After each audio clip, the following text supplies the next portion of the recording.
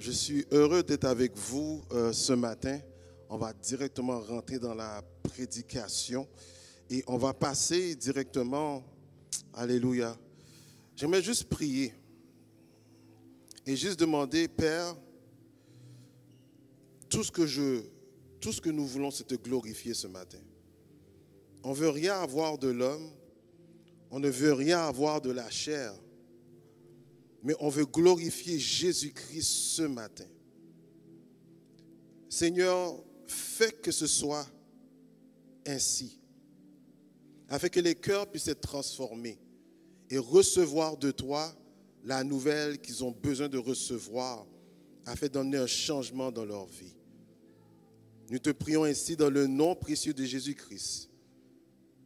À lui, la gloire au siècle des siècles. Amen. Alléluia. Donc, on va rentrer dans ce qu'on appelle une révision de ce qu'on a parlé la semaine passée. Et j'aimerais qu'on puisse déjà mettre à l'écran cette révision-là. Et on avait parlé tout simplement de Romains chapitre 2, verset 4, qui était vraiment le verset sur lequel que je m'appuyais pour vraiment parler de ce que j'ai dit auparavant, qui était de ton attitude vient ton altitude. Et c'est bien comprendre, j'aimerais mettre une emphase dessus, et le Seigneur m'a vraiment amené à faire une révision dessus, afin que vous compreniez que ce n'est pas juste à peu près de pardonner ton prochain, ou pardonner la personne qui t'a fait mal, mais aussi changer d'attitude afin de changer ton environnement, dans le sens que il se peut en tant que père, tu es peut-être trop gentil avec tes enfants. Et je sais le contraire d'être gentil, c'est être méchant, mais ce n'est pas ça que je veux dire. C'est peut-être que tu es trop libéral avec tes enfants et le Seigneur te demande que tu sois un peu plus rigide avec tes enfants. Il se peut qu'avec ta femme ou avec ton conjoint, tu parles un peu dur avec ta femme ou avec ton mari et le Seigneur veut que tu emmènes la tonalité de ta voix à descendre un peu. Emmener un changement dans notre vie, c'est, comme je dis, ce n'est pas juste le pardon, ce n'est pas juste s'excuser, mais c'est aussi emmener un changement pour changer les circonstances, la manière que tu fais les choses, la manière que tu gères tes finances, la manière que tu gères tes relations. Il faut aller un peu plus profond par rapport avec ce message et c'est mon but aujourd'hui. Et c'est pour cela que lorsque tu vas dans la parole, il dit dans Romains chapitre 2 verset 4, « Où méprises-tu les richesses de sa bonté, de sa patience et de sa longanimité, ne reconnaissant pas que la bonté de Dieu nous pousse à la repentance. » Donc la bonté de Dieu nous pousse à la repentance. Repentance qui veut dire changement de personne, pas de personnalité, oui, changement de mentalement, changement de comportement, changement d'activité. La manière que je raisonne, la manière que je pense, ça est amené à changer, repentir.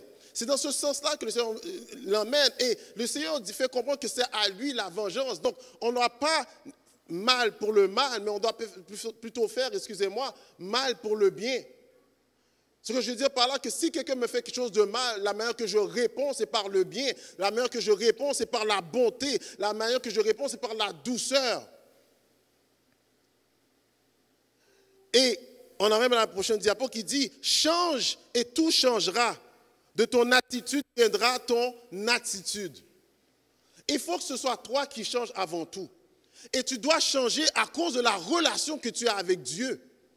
Et c'est vrai que peut-être ton partenaire doit changer. Et c'est vrai que peut-être ton camarade de classe doit changer. Et c'est vrai que le professeur qui t'insulte, qui fait quoi que ce soit, doit changer. Et c'est vrai que ton patron doit changer. Et c'est vrai que toutes les personnes en qui tu dois en relation, ils doivent changer aussi. Mais le Seigneur ne s'appuie pas sur leur changement à eux. Il s'appuie sur le changement qu'il doit faire en dedans de toi afin que tu puisses manifester celui à qui tu as cru. Est-ce que vous me suivez? Parce que ce n'est pas à propos de qu'est-ce que lui t'a fait, mais c'est plutôt par rapport à qu'est-ce que Dieu veut faire avec toi. J'aimerais répéter ça encore. Ce n'est pas en relation avec qu'est-ce que la personne t'a fait, qu'est-ce que ton voisin t'a fait, qu'est-ce que ta soeur t'a fait, qu'est-ce que tes parents t'ont fait, mais c'est à propos de qu'est-ce que Dieu veut faire avec toi. Et qui se sent libre ce matin pour dire, Seigneur, fais quelque chose avec moi. Dis ça à ton voisin, dis, moi je veux que le Seigneur fasse quelque chose avec toi. Regarde ton voisin, je veux que le Seigneur fasse quelque chose avec toi. Mais pour arriver dans cette dimension-là, il faut que tu sois avant tout disponible. Il faut que tu sois disponible. Et c'est ça qu'on va découvrir aujourd'hui. Mais rentrons encore dans la révision, en passant à la prochaine diapo. Il y avait 3 points qu'on avait vus la semaine passée. On avait vu premièrement, le cœur de l'homme est malade. Depuis que le péché est rentré dans le monde, le cœur de l'homme est malade. Et le verset qu'on avait pris, c'est dans Jérémie chapitre 17, verset 9, qui dit « Le cœur est tortueux par-dessus tout, il est méchant. Qui peut le connaître ?»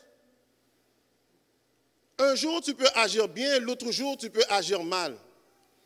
Dépendant de la circonstance qui est devant toi, dépendant de la tentation qui est devant toi, comme la tentation qui était devant Caïn, c'est un choix que tu as à faire. Et des fois, le choix, tu le fais mal. C'est comme l'apôtre Paul qui fait toujours comprendre que quand je veux faire le bien, le mal est là. Est-ce que quelqu'un a déjà vécu ça? Tu veux faire le bien, mais la personne t'a tellement fait mal que tu te sens enragé, tu te sens frustré, tu te sens énervé et tu veux juste faire qu'est-ce qui va lui faire ou la faire du mal. Mais il y a quelque chose qui t'arrête. C'est la nouvelle nature qui est en toi qui te dit stop, ne fais pas ça. Arrête-toi, ne fais pas ça. Et à un moment donné, tu vas dans la prière et dis, Seigneur, donne-moi la force parce qu'en ce moment même, je n'ai pas de force. Et il te donne la force et tu recules de tes mauvaises intentions parce que c'est le Seigneur qui fait en toi. Je ne dépends pas de mes propres forces, je ne dépends pas de mon intelligence, mais je reconnais qui je suis devant Dieu afin qu'il puisse m'utiliser de la bonne manière et le satisfaire lui, mais pas les hommes. Le deuxième point qu'on avait reconnu, c'est que les circonstances du passé. Et on avait pris Joseph. Joseph qui avait tous les droits de réprimander ses frères. Joseph qui avait tous les droits de dire tout simplement, vagabond que vous êtes, regardez comment vous m'avez traité, regardez où est-ce que vous m'avez mis. Il aurait pu tout simplement les mettre de côté, mais on va voir dans cette histoire comment Joseph s'est comporté. On l'a vu la semaine passée, mais j'aimerais aller dans une autre profondeur avec vous. On sait que Joseph les a pardonnés. Et la Bible nous fait comprendre dans 2 Corinthiens chapitre 5, verset 17, dit, si quelqu'un est en Christ, il est une nouvelle créature. Les choses anciennes sont passées et toutes choses sont devenues nouvelles. On a fait comprendre que tu peux être l'agresseur, mais tu peux être aussi l'agressé. Tu peux être le violeur et tu peux être la personne qui a été aussi violée. Et on a fait comprendre que les deux ont besoin de Jésus-Christ. Et des fois, on est dur à la personne qui a été violée. On est dur avec le brigand. On est dur avec le voleur. Mais il faut comprendre, la Bible nous fait comprendre que tous ont péché. Ce n'est pas juste toi qui as péché, mais tous ont péché. Donc, devant ta femme, elle a péché, tu as péché aussi. Devant tes enfants, ils ont péché, mais tu as péché aussi en même temps. Tu n'es pas parfait dans les yeux de Dieu. Mais Dieu t'a rendu juste par Jésus-Christ. Il y a un niveau où tu dois rentrer dans ta relation avec tes enfants. Et peut-être c'est un message pour la fête des pères, où tu dois laisser tes enfants aller. Tu dois les laisser tes enfants aller et vivre leurs propres circonstances. Mais tu dois laisser la porte ouverte lorsqu'ils veulent rentrer à la maison. Est-ce que vous êtes là? Parce que le père aurait pu changer d'attitude. Il dit non, rentre pas chez nous. Tu as décidé de prendre la fortune, ton héritage, tu ne rentres pas chez nous. Mais le père a dit non, mon fils que je pensais qu'il était mort est ressuscité. Il est ressuscité parce que je n'avais pas de nouvelles de lui. Il est ressuscité parce que dans ce temps-là, il n'y avait pas d'iPhone, il n'y avait pas d'Android, il n'y avait pas de moyen de contacter, j'avais pas tout ça à ma disposition. Mais lorsqu'il est rentré, c'est comme s'il était ressuscité pour moi. Donc j'ai ouvert ma porte. Tandis que son frère était là, il dit, mais comment ça se fait que tu fais tout ça pour lui qui t'a désobéi, pour lui qui a vendu sa fortune, il a juste dépensé et tu l'acceptes comme qu'il est. Il a dit, mais toi, mon fils qui était là avec moi pendant tout ce temps-là, si tu voulais avoir le cochon et puis le frire, puis tout, on aurait pu le faire pour toi. Si tu voulais faire quoi que ce soit, c'était là à ta disposition. Souvent, nous avons l'attitude du frère par rapport à l'enfant prodigue, mais nous n'avons pas l'attitude du père qui a ouvert la porte et qui l'a laissé rentrer. Est-ce que vous me suivez?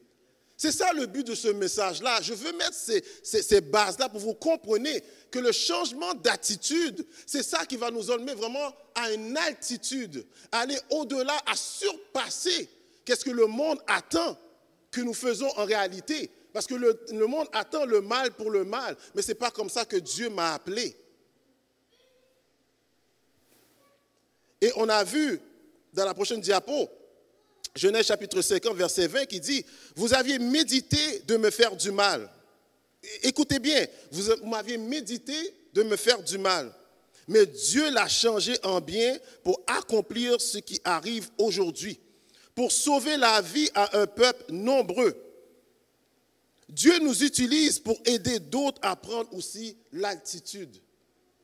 Lorsque je suis capable de changer de comportement envers mon prochain, je l'embarque aussi avec moi dans le voyage et je le fais me graver d'altitude. Parce que dès que tu fais le bien, les gens attendent le mal, les gens sont contrariés.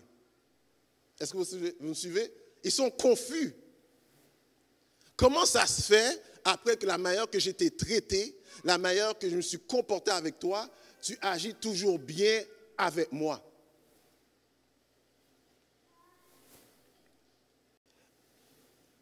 Et ça revient à quelque chose qui me frappe beaucoup le cœur. C'est Matthieu chapitre 18, verset 15 qui dit, « Si ton frère a péché, va et reprends-le entre toi et lui seul. S'il t'écoute, tu as gagné ton frère. S'il t'écoute, tu as gagné ton mari. Oh, s'il t'écoute, tu as gagné ta femme. S'il t'écoute, tu as gagné ton enfant. Parce que le but, ce n'est pas de les perdre, mais c'est de les... Amen. Maintenant, nous allons rentrer dans la deuxième partie du message qui fait comprendre de ton attitude viendra ton attitude partie 2. Et nous allons rentrer dans le livre de Genèse encore et nous allons parler de Joseph. Genèse chapitre 45, à partir du premier verset dit, « Joseph ne pouvait plus se contenir devant tous ceux qui l'entourent. Il s'écria, « Faites sortir tout le monde. » Et il ne resta personne avec Joseph quand il se fit connaître à ses frères. Connaître. Il éleva la voix en pleurant. Les Égyptiens l'entendirent et la maison de Pharaon l'entendit. Joseph dit à ses frères, « Je suis Joseph. Mon père vit-il encore? » Mais ses frères ne purent lui répondre, car ils étaient troublés en sa présence. Joseph dit à ses frères, « Approchez-vous de moi. » Et ils s'approchèrent. Il dit, « Je suis Joseph, votre frère, que vous avez rendu pour être mené en Égypte. » Verset 5. « Maintenant, ne vous affligez pas et ne soyez pas fâchés de m'avoir vendu pour être conduit ici, car c'est pour vous sauver la vie que Dieu m'a envoyé devant vous. Voilà, 2 ans que la famine est dans le pays. Et pendant ces 5 années encore, il n'y aura ni labour, ni moisson. Dieu m'a envoyé devant vous pour vous faire subsister dans le pays et pour vous faire vivre par une grande délivrance. » Le message d'aujourd'hui, c'est fais-toi connaître, découvre-toi, enlève ton voile. Je répète encore, fais-toi connaître, découvre-toi, enlève ton voile. On dit ça ensemble, fais-toi connaître. Enlève ton voile. Je parle à l'impératif ici. Je parle à l'impératif parce que c'est quelque chose que tu dois faire toi-même. Lorsqu'on parle de dévoile-toi, comprenons premièrement le contexte du passage qu'on a lu aujourd'hui. On connaît tous un peu l'histoire de Joseph. Et on l'a dit la semaine passée, puis j'aimerais le réitérer encore une fois bien rapidement. Joseph est un enfant qui sort de Rachel. Son père, c'est Jacob. Jacob a eu 2 femmes, Léa et Rachel. Mais il a fait des enfants aussi avec les servantes de Léa et Rachel. Rachel est une femme qui était stérile, elle ne pouvait pas avoir d'enfants. Et Rachel était celle que Jacob aimait, sa préférée. Et lorsque Rachel put enfanter Joseph, il était dans la joie. Il a comblé de Joseph avec multitudes de choses. Et Joseph était appelé vraiment à gouverner. Depuis son jeune âge, il était là dans l'administration. C'est lui qui gérait ses frères. Tout petit comme qu'il était, il gérait ses frères. Il s'assurait que ses frères faisaient ce qu'ils avaient à faire dans les champs. Et Joseph eut un rêve. Il eut un rêve qui parla à ses frères, tout simplement, qui parlait aussi avec son père, disant que tout le monde va s'agenouiller devant lui. Et moi, j'avoue, si j'étais le grand frère et mon petit frère arrive, il dit que je vais m'agenouiller devant lui, j'aurais dit, mais comme à la québécoise, c'était un petit peu baveux. Comment ça, moi, je veux m'agenouiller devant toi? Comment ça, moi, je veux me prosterner devant toi? Mais dans l'innocence de Joseph, il raconte juste ce qu'il a vu dans un rêve. Il peut paraître orgueilleux, il peut paraître arrogant dans sa manière d'être, parce que n'oubliez pas, tous ont péché et sont privés de la gloire de Dieu. Joseph n'est pas parfait dans l'équation dans laquelle on compare, dans la relation avec ses frères. Donc, sans vouloir, il fait aussi ses fautes. Mais ses frères étaient tannés qu'il soit le préféré du père. Ses frères étaient tannés maintenant d'entendre que maintenant on va se prosterner devant lui. Donc ses frères ont mis un complot sur Joseph et ils ont fait que Joseph tout simplement soit vendu aux Égyptiens. Et Joseph fut vendu aux Égyptiens tout simplement. Il fut pris dans la maison de Potiphar. Il a été aussi administrateur là, tout simplement un bon gestionnaire. On l'a accusé tout simplement de faire une faute qu'il n'avait pas faite. La femme de Potiphar qui a dit « Joseph m'a violé, Joseph m'a touché ». Et pour cela, Joseph a été en prison. Il était un gestionnaire même en prison. Et après ça, Pharaon eut un rêve tout simplement, dont on appela Joseph, juste pour rendre l'histoire courte. Et Pharaon a vu que Joseph était capable d'interpréter le rêve et avait aussi la solution. Et à cause que Joseph avait la solution, Joseph a été placé comme premier ministre en Égypte. Joseph était dans une altitude. Mais il a dû changer son attitude en prison pour arriver à cette altitude. Il y a certains de vous aujourd'hui, vous êtes déjà dans l'altitude. Il y a certaines personnes aujourd'hui, vous avez eu des promotions, vous avez eu quoi que ce soit, vous êtes déjà dans cette altitude. Mais le problème avec l'altitude, des fois, c'est que tu regardes les gens en bas. C'est quand tu prends dans un avion, tu regardes les gens en bas. Tu vois les gens tout petits en bas, c'est pas vrai? Tu vois leur maison tout petit en bas pendant que toi, tu es en altitude. Maintenant, il vient une famine dans le pays. Maintenant, le père Jacob dit tout simplement à ses fils, allez en Égypte, prenez de l'argent avec vous parce qu'il y a de la famine dans le pays tout simplement et on a besoin de quoi pour vivre et de survivre tout simplement. Donc les frères vont tout simplement en Égypte et ils font la rencontre du premier ministre de l'Égypte qui est Joseph. Joseph reconnaît qui se présente devant eux, mais eux ne reconnaissent pas Joseph. Joseph reconnaît qui est devant eux, mais les frères de Joseph ne reconnaissent pas Joseph. Ça fait 13 ans, si je ne me trompe pas, que Joseph est en Égypte. Ça fait 13 ans qu'ils n'ont pas vu leur frère. Donc, il se peut que Joseph est devenu un peu plus musclé, il se peut que Joseph est devenu un peu plus beau, mais comprenons la manière que les Égyptiens aussi, ils aiment se maquiller, ils aiment se mettre d'une certaine parure, tout simplement. Donc, peut-être il est normal que les frères de Joseph n'ont pas reconnu Joseph, mais Joseph les a reconnus. Et lorsque Joseph, tout simplement, les a reconnus, il n'est pas rencontré et dit tout simplement, voici Joseph. Il n'a pas fait ça. Et je peux comprendre qu'il n'a pas fait ça. Je peux comprendre que tu as la difficulté avec ta soeur. Je peux comprendre que tu as la difficulté avec la manière que ton père t'a traité. Je peux comprendre. Et peut-être ta première action, ce n'est pas dire, voici qui je suis. Peut-être ta première action, ce n'est pas dire, je te pardonne ou quoi que ce soit. Peut-être ta première action, c'est de cacher qui tu es. Parce que ça fait mal. Ça fait mal quand on te fait mal. Ça fait mal quand on dit des choses mal de toi. Ça fait mal quand on agit d'une manière hypocrite avec toi. Ça fait mal quand on te met dans le trou. Ça fait mal quand on a volé ton argent. Ça fait mal, ça fait mal. Ça fait tout simplement mal. Joseph est là, il reconnaît ses frères, mais il les fait subir une interrogation et les accuse d'être des espions. Il dit, vous êtes des espions. Il dit, non, on n'est pas des espions, c'est nos frères Jacob qui nous avons envoyés là, parce que nous aussi, nous sommes dans une sorte de famille, nous avons besoin de quelque chose. Il interroge tout simplement ses frères pour savoir comment est la situation là-bas où il habitait. Il a su que son père Jacob est toujours vivant. Il a su aussi maintenant qu'il a maintenant un frère qui s'appelle Benjamin. Joseph se retire, il part à pleurer. Mais il leur donne ce qu'ils ont besoin, mais il leur fait comprendre que si vous n'êtes pas des espions, vraiment, ramenez-moi Benjamin que vous avez parlé et je vais garder Siméon ici avec moi. Les frères sont consternés. Ils disent, waouh, peut-être, pourquoi ça nous arrive? Pourquoi qu'on doit emmener Benjamin? Pourquoi qu'il doit garder Siméon? Ça, c'est les actions que nous avons faites dans le passé. Le fait que nous avons vendu Joseph, maintenant qui se remet sur nous. Si on vient vers nos pères et on prend Benjamin, il va être torturé, il va se sentir mal, il ne sera pas content. Mais ils le font. Ils retournent avec Benjamin.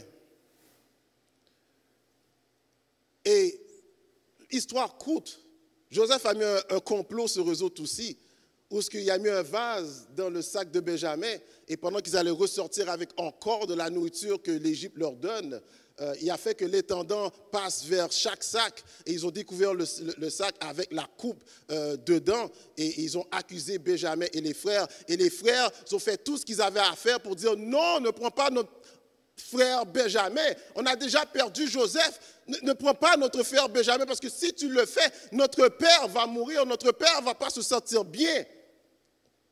Joseph n'était plus capable. Il ne pouvait plus capable de contenir ce qu'il était. Il n'était plus capable de garder ses émotions à l'intérieur de lui. Il mettait tous ses ouvriers dehors, il dit, mettez-vous dehors. Il voulait être seul avec son frère, ses frères. Et il dit, me voici, Joseph, c'est moi. Découvre-toi.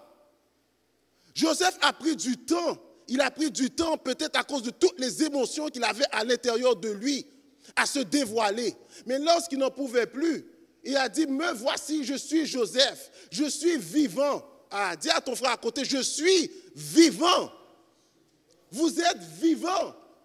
Les morts agissent d'une autre manière, mais les vivants en Christ agissent d'une autre manière. Je suis vivant. Moïse va devant le peuple. Moïse passe un temps avec Dieu. Moïse arrive, il descend, sa face est illuminée.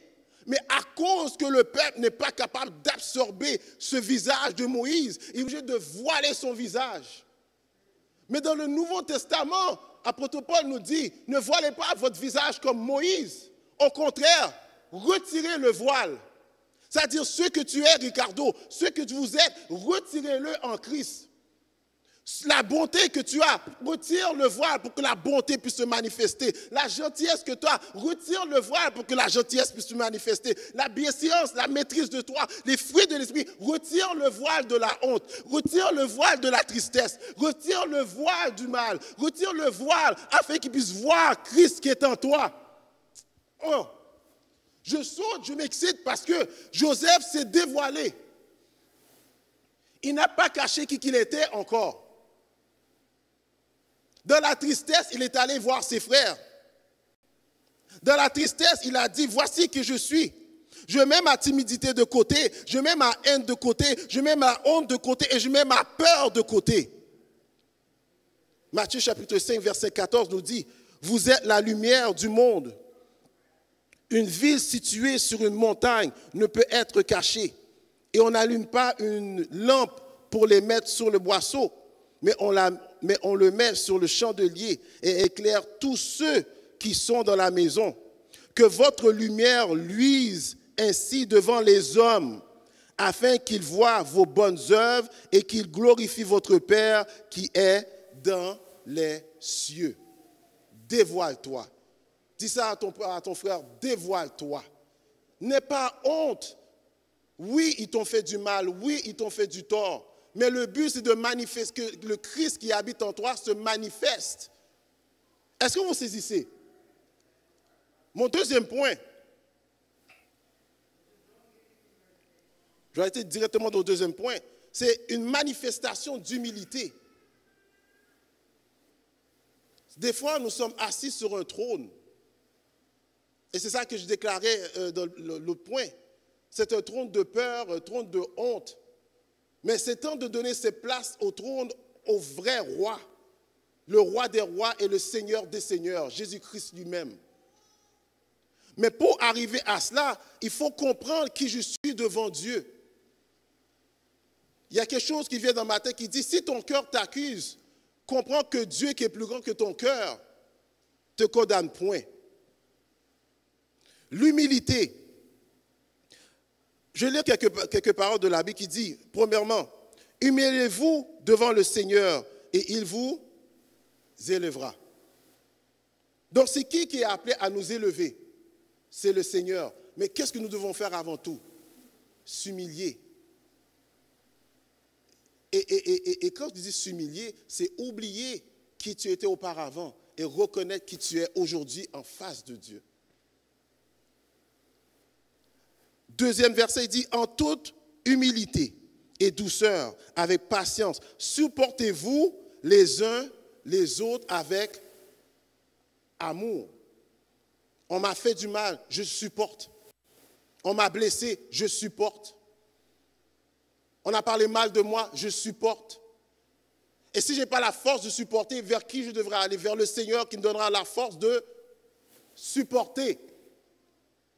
Même si ils agissent mal jusqu'à ma mort, ce n'est pas grave. Moi, je fais ce qui est bien devant le Seigneur. Je supporte.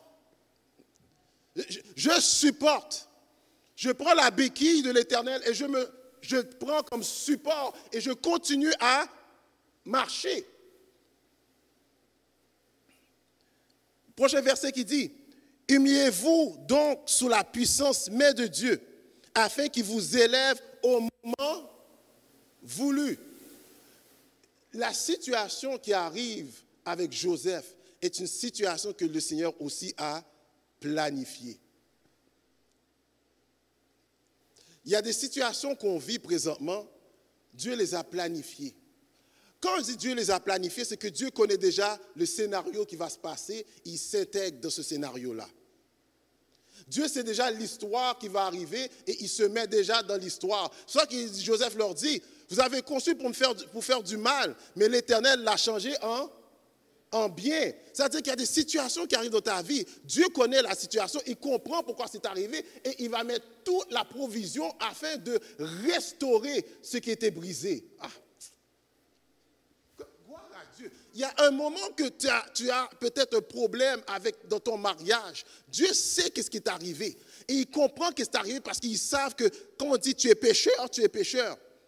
Mais dans la circonstance là, tu veux que les choses changent. Mais Dieu s'organise à travers les douleurs, à travers les tribulations, de faire une action qui est extrêmement importante, c'est de te briser pour arriver à l'humilité. Est-ce que vous êtes là avec moi? Dieu te brise pour arriver à l'humilité. Tout ce que Joseph a passé, il a vu quoi? La main de Dieu dans l'histoire. Il a vu que il a fait une rétrospection. Je dis ça, je me le mot mal, mais il est allé dans son passé. Il a regardé l'histoire qu'il avait. Et Dieu l'a fait comprendre que tu as été en Égypte, mais c'est moi qui t'ai mis là. Ils t'ont accusé, ils t'ont mis en prison. C'est moi qui ai laissé ça arriver. Ils sont venus. 2 personnes sont venues de la cour du roi te racontant les rêves. Tu as pensé avoir ta stratégie, mais je te fais montrer que ta stratégie est mauvaise. Jusqu'à temps que ma stratégie à moi complète et ton rêve maintenant se réalise. Tu es premier ministre et maintenant tu vois tes frères se prosterner devant toi. Est-ce que vous êtes là avec moi? Il y a des fois on se plaint pour rien parce que Dieu est en contrôle.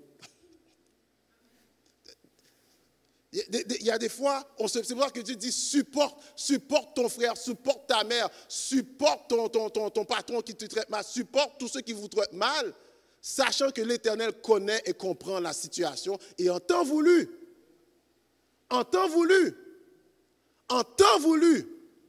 il t'élèvera.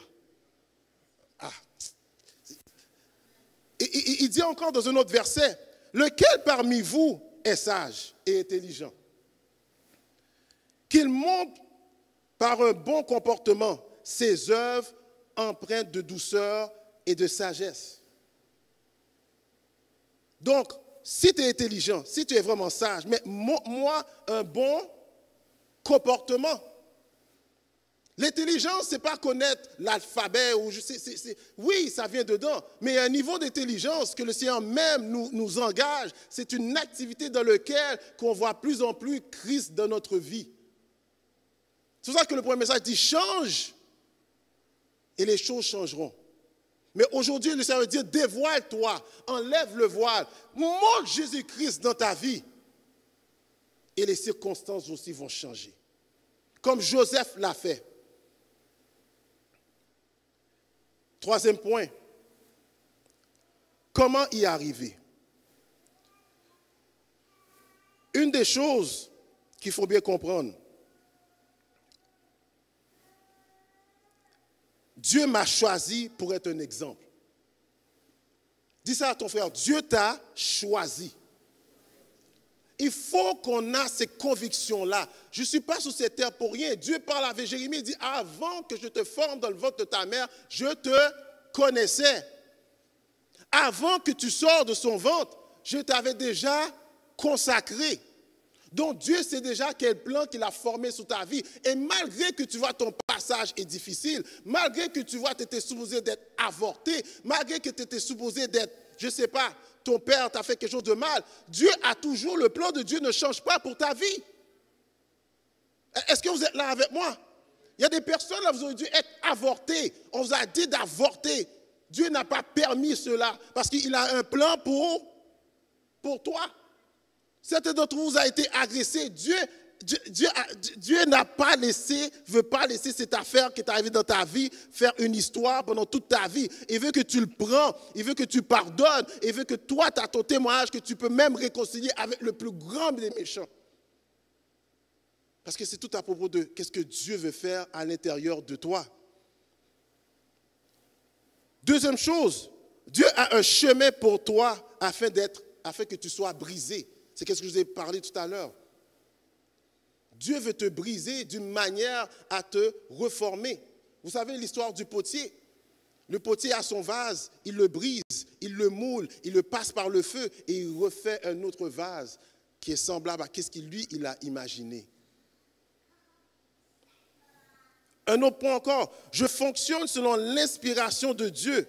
La parole est mon pain quotidien. Il y a une chose qu'on m'a fait remarquer qui est très importante, c'est qu'ils disent au football, et c'est dans toute activité sportive, il y a des règles qui sont générales à tout le monde. Mais chaque équipe de football a qu'est-ce que vous appelez leur propre playbook. Les 49ers ne connaissent pas le playbook des Chiefs, et les Chiefs ne connaissent pas le playbook des 49ers. Mais ils sont tous sous les mêmes règlements football. Mais quand tu vas plus profond dans les équipes, ils ont leur propre playbook. Ce que je suis par toi, ce que je veux dire, c'est que nous avons toute la Bible en commun. Mais l'inspiration vient seulement d'une intimité que tu as avec Dieu, dans lequel il te dit directement à toi les directives que tu as besoin d'entendre afin de changer ta circonstance. Ricardo peut prendre sa Bible et va dans 1 Jean. Il trouve quelque chose pour lui. Moi, je peux prendre la même Bible, le même passage et trouver quelque chose de différent pour moi. Parce que Dieu donne son pain quotidien. Mais ce pain quotidien, le pain qu'il a donné hier, ce n'est pas le pain qu'il va donner mardi. Mais il faut que je le recherche. Et à travers ce que j'ai recherché, il va me diriger à faire ce qui est de bien. Est-ce que vous me suivez? Nous avons toute la même Bible, mais c'est à travers la relation que nous avons avec Dieu qui nous inspire et nous dirige à faire ce qu'il y a de bien. Moi, j'ai tenté à faire des choses. La parole dit de faire telle affaire. Et moi, je m'en souviens, j'arrive, la parole dit quelque chose. Elle dit de réconcilier. Je dis, ok, parfait, je vais aller réconcilier. Et je vois, la chose ne fonctionne pas comme ça devrait. Mais c'est écrit dans la parole. Mais le problème que j'ai eu, Jonathan, c'est que je n'ai pas été vers la présence de Dieu pour savoir comment tu veux que je le fasse, Seigneur. Est-ce que vous êtes là avec moi? Et lorsque j'ai été dans la présence de Dieu, savoir comment tu veux que je le fasse, là, il me donne les directives afin que je puisse le faire. Et lorsque je ressors vraiment avec un résultat, mais pas une déception. Vous m'écoutez? Il y a un problème que tu as avec ton conjoint. Tu y vas de la manière que tu veux le faire. Oui, tu as eu la parole. Mais il y a une manière de faire les choses. Tu dois aller vers le Père. Il va te dire, la manière que tu pars, ce n'est pas la bonne manière. Il va te dire, tu vois, voici, je te dis cette phrase-là. Et lorsque tu dis cette phrase-là, c'est ça qui change toute la circonstance. Est-ce que vous êtes là avec moi? C'est dans la relation. Tu ne peux pas changer d'attitude sans relation. Et lorsque tu vas dans la relation, automatiquement, tu vas prendre de l'altitude. Et le problème que tu as avec ton conjoint, ton enfant, automatiquement, ils vont prendre de l'altitude avec toi.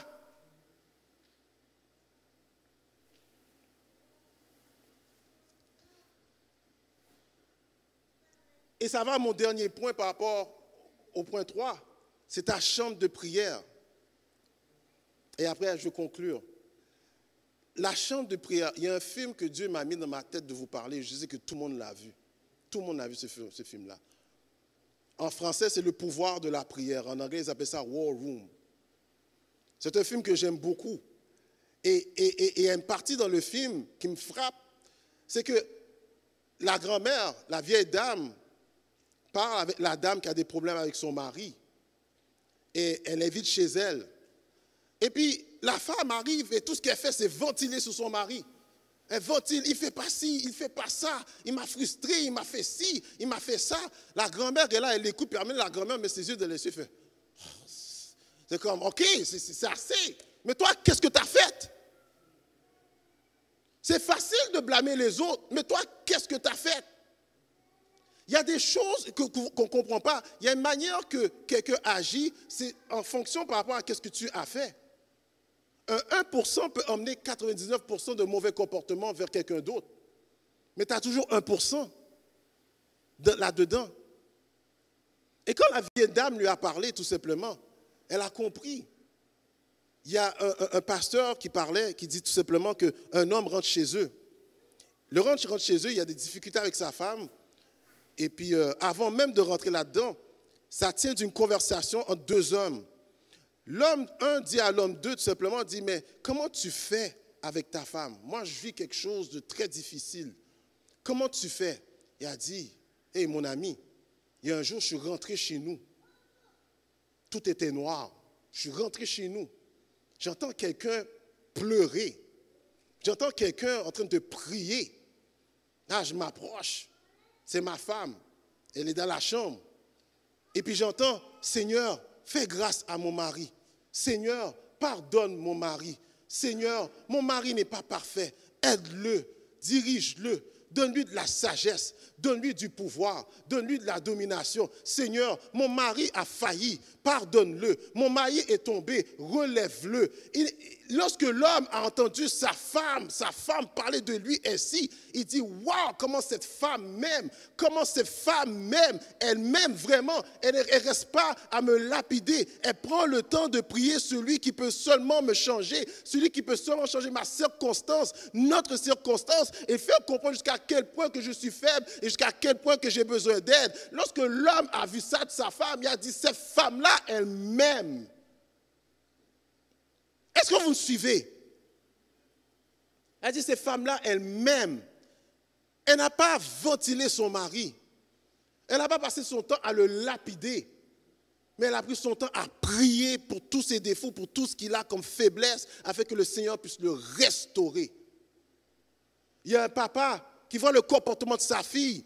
Elle manque de respect à son père. Elle sort comme qu'elle veut. Elle fait qu'est-ce qu'elle veut. Son père rentre dans la chambre et dit, « Hey, chérie, tu as une alternative. C'est soit que tu te soumets aux juridictions de cette maison, ou soit que tu te mets dehors. » Parce que la Bible fait comprendre, enfants, obéissez à vos. Parce que c'est un papa qui était trop lousse. C'est un papa qui était trop mou.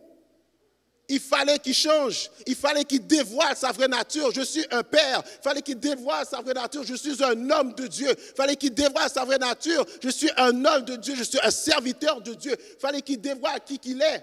Il fallait qu'il découvre devant sa fille qui qu'il est. Je suis ton papa. Et je dois t'instruire selon les paroles de l'évangile. Mais toi, tu dois obéir à ton père.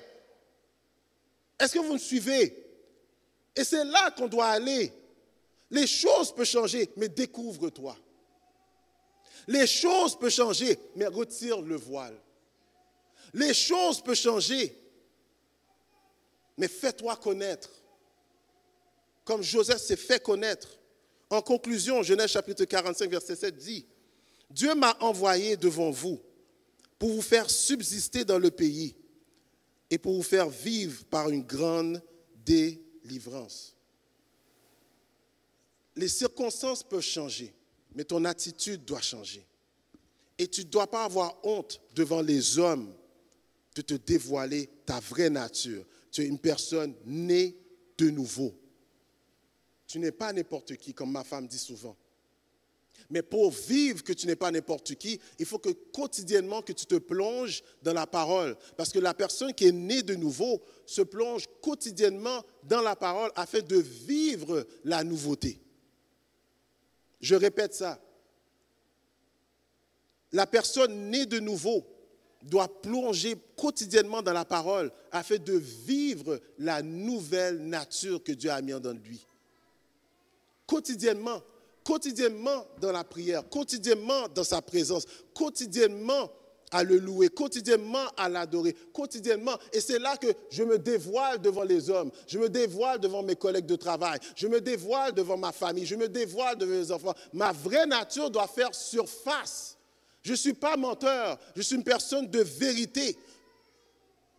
Je ne suis plus pécheur, je suis une personne qui est maintenant juste. Je ne suis plus dans l'iniquité, je suis une personne qui est maintenant déclarée saint. Et si je tombe, je me relève. Parce que lui, il a dédié ma vie ainsi. Amen. Amen. Amen. Alléluia. Gloire à ton nom, Seigneur. Courbons nos fronts. Alléluia. Gloire à ton nom, Seigneur Jésus-Christ. Oh, gloire à ton nom. Oh, recorde te kere barakatoro te shire. Ah Seigneur, nous voulons rentrer dans ta présence à une autre dimension. Nous ne voulons plus regarder la personne que nous étions auparavant. Mais nous voulons vivre vraiment la nouvelle nature que tu as mise dans nos vies. Nous ne voulons plus nager dans la honte, ni dans la timidité. Car tu nous as dit que tu ne nous as pas donné un esprit de timidité, mais de force. De force. D'amour et de sagesse. Seigneur, nous sommes là devant toi. Nous ne voulons pas faire comme Moïse a fait et cacher la gloire que tu as mis dans notre vie. Mais nous voulons nous dévoiler, Papa. Nous voulons dévoiler ce que tu as mis à l'intérieur de nous. Seigneur, notre prière est simple. Manifeste Jésus dans notre vie, dans toutes nos relations et dans toutes nos activités, afin qu'il nous reconnaisse comme serviteurs de Dieu, comme enfants de Dieu, comme, alléluia, gloire à ton nom, Papa. Seigneur, que Christ prenne de plus en plus de place dans notre vie, dans tous les domaines, éternel roi, afin que nous puissions nous effacer et que lui puisse tout simplement se manifester. Seigneur, fais que nous ne puissions point cacher ce que tu as mis à l'intérieur de nous, car tu nous as dit que nous sommes la lumière du monde. Tu l'as dit que nous sommes la lumière du monde. Une ville remplie de lumière ne peut pas être cachée, mais il faut qu'elle soit mise à la vue de tout le monde. Seigneur, nous te demandons, mets-nous à la vue de tout le monde, sachant que c'est Christ qui se manifeste en nous. Papa, je te demande de nous briser, afin d'agir avec humilité. Je te demande force, afin que nous soyons supportés, Papa, toutes choses que l'ennemi et que les hommes puissent mettre devant nous. Et fait que nous puissions vivre avec cette joie, avec cette paix et avec cette justice que seul ton Saint-Esprit nous donne. Papa, nous sommes là devant toi. Et je le répète, manifeste par ton Saint-Esprit Christ dans nos vies, devant nos maris, devant notre femme, devant nos enfants, devant nos collègues de travail, dans notre église, devant nos voisins, devant notre prochain. Manifeste Christ dans notre vie, Papa. Que le comportement qui ressort de nous chaque jour soit un comportement exemplaire que même Christ aurait fait s'il était à notre place. Seigneur, prends place dans toutes les activités de notre vie. Emmène-nous à changer d'attitude afin que nous puissions prendre de l'altitude. Et emmène-nous à pas juste regarder les gens d'en haut, mais emmène-nous à descendre l'avion, à aller les chercher et à les emmener à prendre de l'altitude avec nous. Afin que la route, ils puissent comprendre que la route ne se fait pas tout seul, mais en communion, éternel roi. Nous atteignons l'objectif que tu as mis dans notre vie personnelle, mais dans notre vie aussi de groupe en tant qu'Église. Seigneur, nous te prions ainsi, dans le nom précieux de Jésus-Christ, à qui nous donnons gloire, et qu'on dise ensemble, Amen. Qu'on applaudisse le Seigneur. Alléluia. Gloire à ton nom, Seigneur Jésus-Christ. Merci, Seigneur. Donc, à tous les parents, s'il vous plaît, allez chercher vos enfants. Et aussi, tout simplement, n'oubliez pas, nous sommes une église qui donne la capacité à tout le monde d'aimer, connecter et de servir. On se joint dimanche prochain pour la finalité de cette série de messages. Ton attitude à ton altitude. Que le Seigneur vous bénisse.